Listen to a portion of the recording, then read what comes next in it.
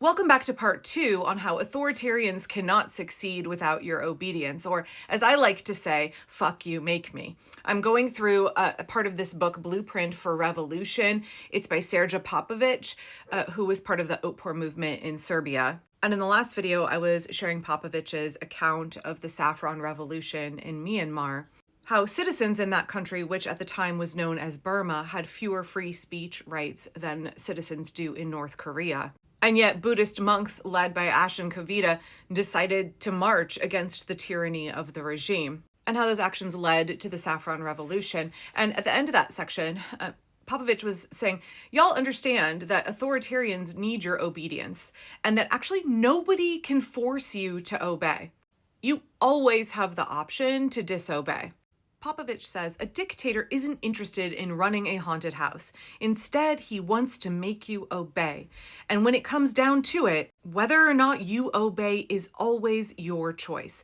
Let's say that you wake up in some nightmare scenario outside of a mafia movie where some wacko tries to force you to dig a ditch. They put a gun to your head and threaten to kill you if you don't start shoveling. Now, they certainly have the power to scare you, and that's exactly what Trump and all would-be authoritarians do. The only power that they have is the use of threats and intimidation, but you actually get to decide how you respond to those threats. You actually get to manage your emotions and not let the regime manipulate you through them, not let them manipulate you into obedience. It's certainly not easy to argue with someone who has a pistol pointed right at your head, but can anybody really make you do something? Nope. Only you can decide whether or not you're going to dig that ditch. You are totally free to say no. The punishment will certainly be severe, but it's still your choice to decline. And if you absolutely refuse to pick up that shovel and they shoot you dead, you still haven't dug that ditch. So the point of oppression and fear isn't to force you to do something against your will, which is impossible, but rather to make you obey. And that's where they get you. This insight, I must say, came from the master of nonviolent action, Dr. Gene Sharp. Sharp realized that dictators succeed because people choose to obey. And while people might choose to obey for many reasons, for the most part, they obey out of fear. So if we want people to stop complying with the regime, they have to stop being afraid. One of the scariest things in any society, whether it's a dictatorship or a democracy, is the great unknown. That's why kids are afraid of the dark. That's the reason your average citizen sweats bullets when they walk into an oncologist's office for the first time. But as we learned in Serbia, the best way to overcome fear of the unknown is with knowledge. From the earliest days of Otpor, one of the most effective tools the police had against us was the threat of arrest. Notice I didn't say arrest, but just the threat of it. The threat was much more effective than the thing itself. This is like Donald Trump repeatedly threatening to invoke the Insurrection Act. That scares the shit out of people. He doesn't have to actually do it. He just has to threaten, and then he thinks that will make you scared into submission. Right? The threat was much more effective than the thing itself, because before we actually get started getting arrested by Milosevic's police, we didn't actually know what jails were like. And because people are normally much more afraid of the unknown, we imagined Milosevic's prisons to be the worst kind of hell, a Serbian version of the Sarlacc pit from Star Wars, or only slightly less terrifying. But then when things started to get heated, and a lot of us actually were arrested, and we got back, we told the others all about it. We left out none of the details. We wrote down and shared with our fellow revolutionaries every bit of what happened to us in the jails. We wanted those who were about to be arrested themselves, and we knew there were bound to be many, many more of us picked up by the dictator's goons, to understand every step of what was going to happen to them. Popovic goes on to explain what he told his fellow revolutionaries, what it was like to get arrested, how tight they had the handcuffs on you, what it was like in the jail itself. It smelled like vomit and piss, and then what the interrogations were like. Instead of being afraid of being arrested, they started to plan for it. They called it Plan B, preparations for being arrested.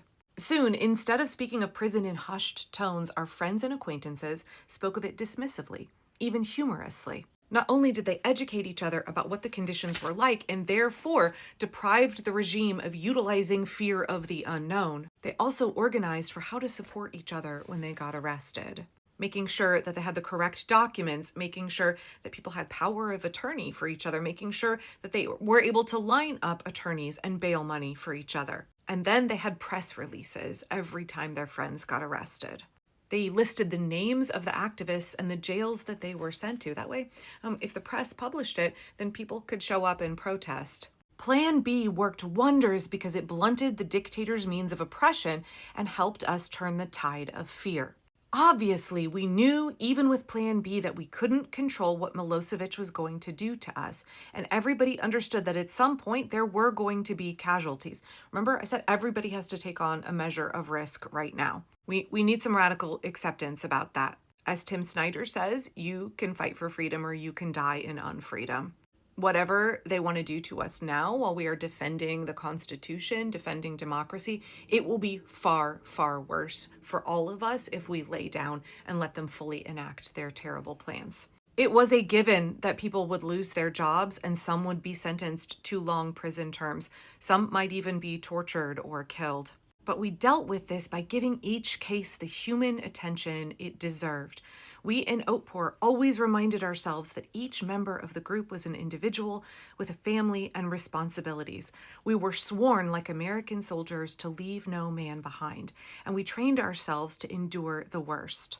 This part right here, some people were willing to take incredible risks because they knew as soon as Milosevic's guys slapped the handcuffs on them, there would be an entire movement behind the scenes working to set them free. That's what solidarity means. That's what we mean when we say it's not the bus boycott, it's the bake sale. You want the general strike, you need the framework of everybody supporting the strikers. We all have to get behind the people who are taking on the greatest measure of risk and support them. Not only did Plan B take away the fear of the unknown, what prison was going to be like, it took away the fear of isolation, the fear that if you have to be brutalized by the regime, if you have your rights violated, that you're going to go through that process alone. Solidarity is incredibly important, y'all. Getting arrested soon meant that you joined an exclusive club and that you wouldn't be facing the full weight of the security forces all by yourself. Not only that, but once we stopped being scared and started getting organized, the police realized that the harder they cracked down on us, the worse it got for them.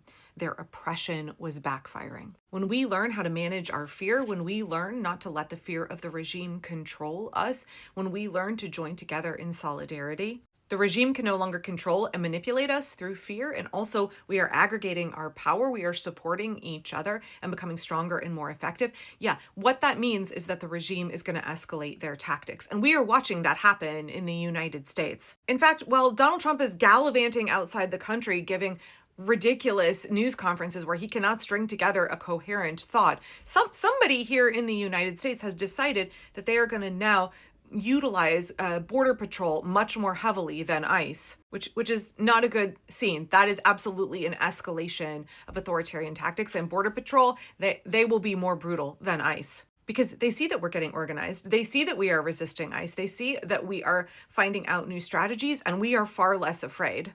The fail sons of ICE are not intimidating people. They're not getting people to obey. Their actions are having the opposite result, which is that people are getting organized, people are standing up more, people are finding their courage. And because the regime's only play is threats and intimidation, because the only way they win is if they get you to obey, they are going to escalate their tactics. I know that can seem really scary. That is a natural progression.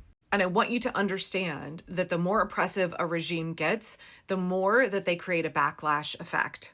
I went and heard Tim Snyder speak here in Portland last night, and one of the things that he mentioned was that we all need to be reaching out to our friends and relatives who are in the military, reminding them that they hold kind of an honored position in our country. I think not unlike the Buddhist monks in Myanmar, but that if they do the will of the regime, if they open fire on American citizens, it's game over for them. They have a tremendous amount to lose by cooperating with the regime. And when he said that, I was thinking about this passage in this book, how there is a point at which the oppression flips a switch for the public.